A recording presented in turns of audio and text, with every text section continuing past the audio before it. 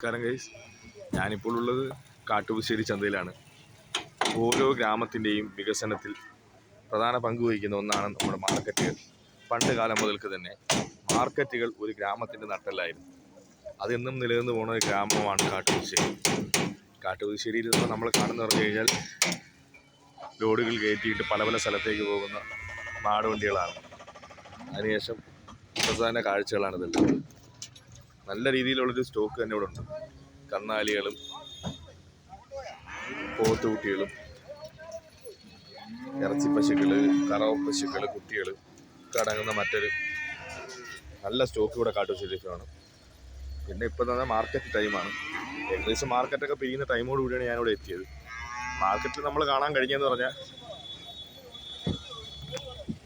കർഷകർ വീടുകളിൽ നിന്നൊക്കെ മേടിച്ചുകൊണ്ട് വരുന്നതും അവരെ വീടുകളിൽ വളർത്തുന്നതായ കുട്ടികൾ, അവർക്ക് വില കിട്ടുന്നതിന് വേണ്ടി. നമുക്കെന്ന് പറയുമ്പോൾ ഇവിടെ വേറൊരു പ്രത്യേകത,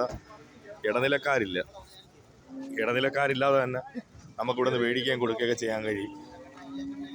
അങ്ങനത്തെ പ്രത്യേകത കാട്ടുപുശ്ശേരി മാർക്കറ്റിലുണ്ട്. നല്ല രീതിയിൽ കാണാനെന്ന് പറഞ്ഞാൽ ഒരുപാട് നല്ല രീതിയിൽ ലോഡുകളൊക്കെ കയറ്റി ഒരുപാട് പൊയ്ക്കൊണ്ടിരിക്കുന്നുണ്ട്.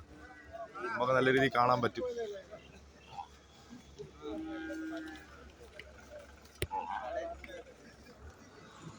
വലിയ ഭീമമായ എരുമകൾ, പോത്തുകൾ